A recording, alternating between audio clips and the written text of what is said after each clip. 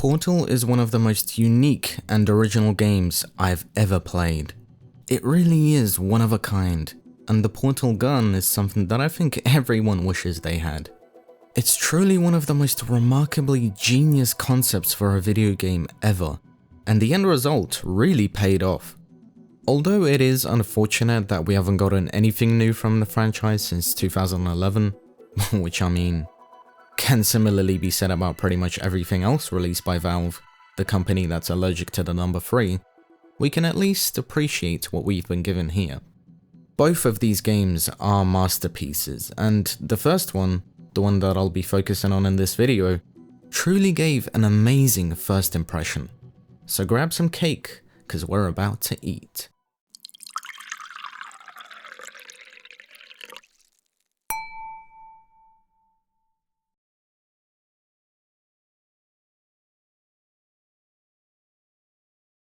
To reiterate what I just said, the concept for Portal is genuinely genius, man. As soon as you start the game, you're immediately thrown in to get a feel for how the mechanics work, and I think it was handled brilliantly.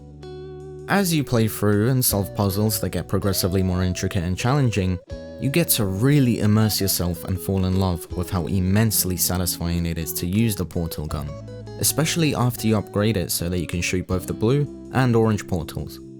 It truly feels quite liberating, which is ironic considering the plot of Portal.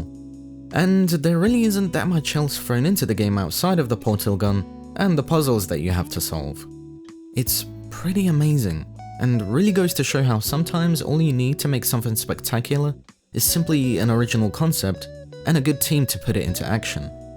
It never gets boring to play around with the portal gun. I can play this game all day despite its short length and still get enough dopamine to power a nuclear reactor.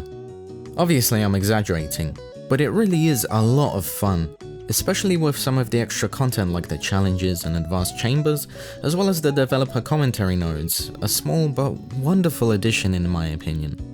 I really love when games have stuff like this, and honestly wish gaming companies and developers did them more often. It's absolutely critical that players quickly wrap their heads around what a portal is. We noticed early playtesters grasped the concept much more quickly when they caught a glimpse of themselves through a portal, so we deliberately positioned this first portal to ensure that players will invariably see themselves. Of course, the icing on the cake is the game's brilliant, dark, deadpan sense of humor, mostly conveyed through Ellen McLean's amazing voice work as GLaDOS, which genuinely makes me laugh. Momentum, a function of mass and velocity, is conserved between portals. In layman's terms, speedy thing goes in, speedy thing comes out. Remember when the platform was sliding into the fire pit and I said goodbye, and you were like, don't worry. And then I was all, we pretended we were going to murder you. That was great. Maybe you should marry that thing since you love it so much. Do you want to marry it? Well, I won't let you. How does that feel? I also find her voice to be very soothing and relaxing, especially after her morality call comes off. I'm not sure if it's just me that feels this way, but her voice, taking aside the fact that she wants to kill you of course, is honestly really calming. Let me know whether it's just me that's weird. Good news. I figured out what that thing you just incinerated did. It was a morality core they installed after I flooded the enrichment center with a deadly neurotoxin. I also really like the ambience throughout the game, and despite the evident lonely and melancholic nature, as well as the obvious horror aspects later on, the ambient music is another thing that I find weirdly calming and soothing.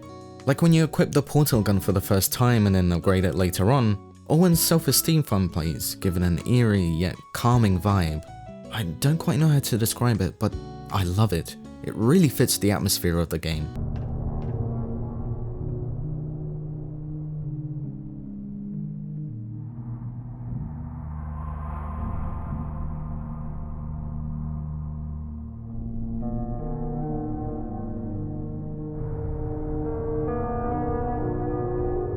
And so, after you complete all the puzzles and narrowly avoid getting burned alive, you get even more freedom to play around with the portal gun and use it to make way to where GLaDOS is, who you of course demand for cake after that turned out to be An outright fabrication. lead into the one and only boss fight in the game, as well as a great conclusion to the journey Chell had to go through after waking up from a stasis bed while being gaslit the entire time about various tests, with all the odds stacked against her.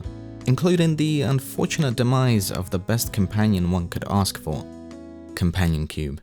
Rest in peace, friend.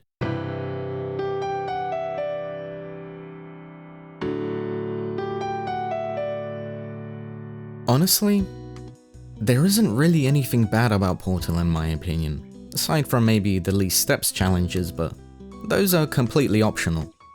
Even the short length, which is often what a lot of people tend to criticize, isn't something that really crosses my mind when I play the game. I feel like the length is just right, it doesn't overstay its welcome, and truthfully, most of the time I'm too busy simply enjoying myself to even notice. Though it is actually quite funny and ironic, considering Valve apparently kept the game short in case it wasn't well received by players, and well, we all know how that turned out. Now that is something that has aged like wine, the apparent unexpected popularity of the game, and truly well deserved. This game is fire. Everything from the genius concept of the portal gun, to the puzzles, to GLaDOS, to the music, all of it is fantastic. And as much as we all long for Portal 3, like I mentioned in the beginning, we can all at least be happy with what we've been given here. It's better to appreciate what we do have, rather than constantly sulk about what we don't. And this was a triumph. I'm making a note here, huge success.